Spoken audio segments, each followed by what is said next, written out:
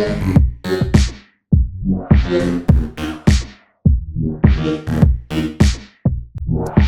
I know what you're thinking.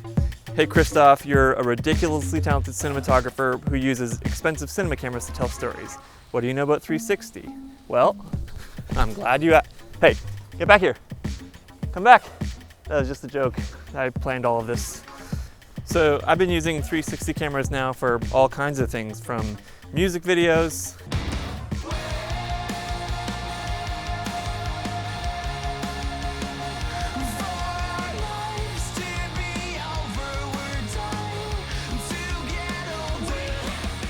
to travel videos,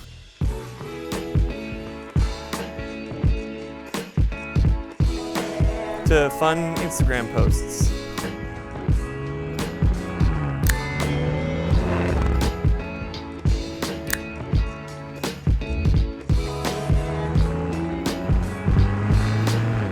So naturally, I wasn't surprised when Insta360 sent me their new 1R camera to test ahead of the launch. Jesse Driftwood.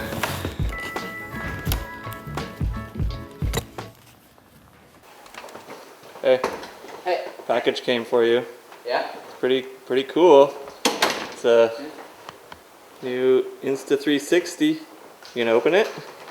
I don't know, maybe next week. Okay.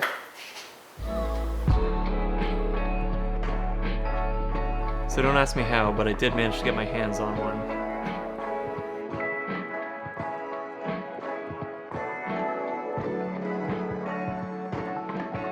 And I've got to admit, there are some features that I'm really excited about.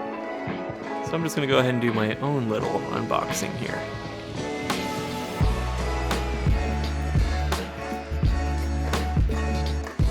Just forgot my chapstick. Hey, what's wrong with the monitor? Yep. Alright, see you later. Bye.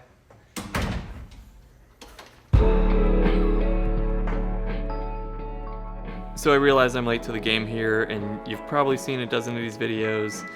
So yeah, it's a modular camera. There'll be a bunch of different attachments for it, including a 1-inch sensor, super wide lens. But that's not here, and we can't see any footage yet because the app is still being fine-tuned and the desktop software is not ready yet, yada yada yada. You know what? Here, Jesse, you can have it back.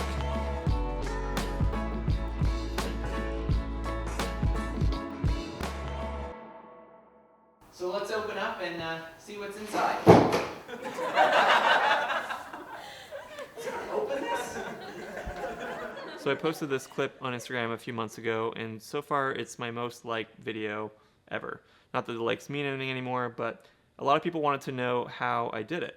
And I think going through the process of how I shot and edited this will actually highlight a lot of the interesting features about the 1R and ways that it builds on an already great platform. So yeah, let's just do that.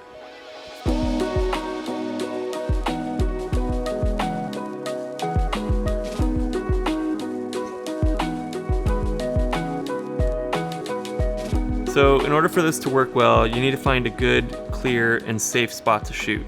I like finding a place where there's an obvious flight path with something intersecting it. So I'm going to be flying the Mavic 2 Pro, and then I'm using this special mount that Insta360 makes that allows you to attach a 1X to either the top or the bottom of the drone. But in this case, I'm actually going to do both. Then the basic idea is that you use the footage from the top camera for the upper half of the 360 projection, and then the footage from the bottom camera for the lower half. And then it sort of stitches the drone into the picture so you can look in any direction you want. Now, one of the drawbacks I've had with the 1X is that you need to connect a mobile device to change camera settings. But since I'm using two cameras and I need my iPhone for my Mavic 2 remote, I just have to trust that the settings in auto are going to line up close enough. We'll get more into that later and how the 1R will improve on that. One of the other tricky parts to this is that you have to hand launch, so because you have something hanging from the bottom of the drone, the only way to take off and land is from your hand. So for this, I'm going to fly in a straight line from one side of the bridge to the other along the river, and I'm going to go nice and slowly so I have a lot of frames to play with later. And I always do multiple takes, even if I think I have it, because the edit is so finicky. You don't want to have to go all the way back and reshoot it if there's something weird. So do your thing over and over again and have some fun with it until you're confident that you have a bunch of good takes in there to work with. And once we're sure we've got at least 2 or 3 good takes, I'll pack everything up and head back to the studio to do the editing component. So I'm not going to go too deep into the post workflow because with the new One R, a lot of this will actually be automated. But if you are still using the 2 1Xs like I am, here's a quick rundown of how I make it. First, process your footage in the Insta360 desktop app just like you normally would. Next, import that footage into Premiere and sync up your top and bottom cameras on the same timeline. Chop the clip down so you're only using the part you want, and then I'll export it so that the in and out points don't get messed up when I start speed ramping. One for the top camera and one for the bottom camera. I'll re-import those into the project, and then at this point I'll figure out the part of the song I'm going to use for my loop and play around with the speed ramping on the bottom clip until it feels right. Once I'm happy with it, I'll drag the top camera clip onto the same timeline and copy and paste the attributes so the time remapping settings are the same. Then I'll export each of these again separately. I've been having issues with 360 footage in Premiere lately, so I'll do my VR reframing in After Effects. I make a new comp using the bottom camera, and then I play with the framing so the camera essentially does a full 360 loop from beginning to end. Just like the speed ramping, this is a trial and error thing, and sometimes I'll spend hours just tweaking things and playing around with the graph until it's perfect. Once you're happy with it, drop your top camera onto the comp and copy and paste those same reframing parameters onto that clip. Then just check in a few key spots to make sure things are lining up pretty close and make slight adjustments accordingly. The next step is to mask the drone out from the sky in the bottom clip, and you can either do this in Premiere or After Effects and it'll work just fine. I'm going to do it in Premiere because that's where I'm finishing up the rest of this clip anyway.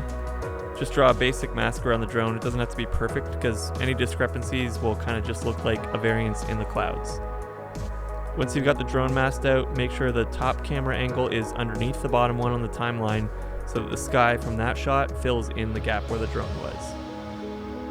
Then I'll just play around with the color correction and feather until I'm happy with it.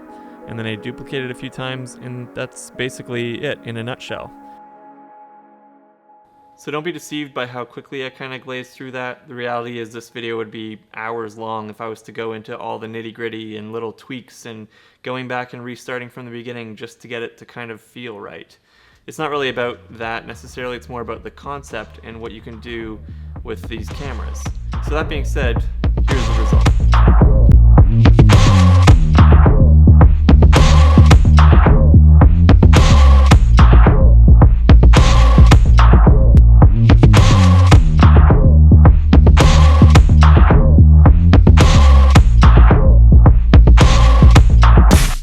So now I'm just going to quickly touch on some of the key features that I'm excited about with the One R that the One X was just lacking. And to me, the thing that is the most exciting is this new drone mount that allows you to have one 180-degree camera on the bottom and one on the top, and they're both synced to the same camera. Just because in a practical sense, there are so many ways that I think that's going to be a super useful tool, and it eliminates the need to do all of the stitching that we just had to do in post. So that's one that I'm super excited about. I'm also really digging the LCD screen here, not only just so you can frame shots up, which I'm not that worried about with the 360 camera, but with the action camera, that's great. But with the 360 camera, it's nice to be able to go in and change your settings when you're in manual mode without having to connect to an app like you do with the One X. I also love that it's waterproof. That's something that I really found lacking in the One X, and there was a lot of times where I wanted to be able to use water or just not have to worry about it getting wet when I was doing certain shots. So that to me would be another reason to upgrade from the One X to the One R. I've also heard that there's Bluetooth audio compatibility with the One R, which would actually be a really sweet feature. So if you have AirPods or something like that, you can use that as a microphone. As somebody who doesn't use a lot of action cameras generally in my day-to-day, the fact that this can kind of switch between a 360 camera and an action camera, and especially with the wide lens 1-inch sensor camera, I think that's going to be a super useful tool when I need to get a small camera in a tight place.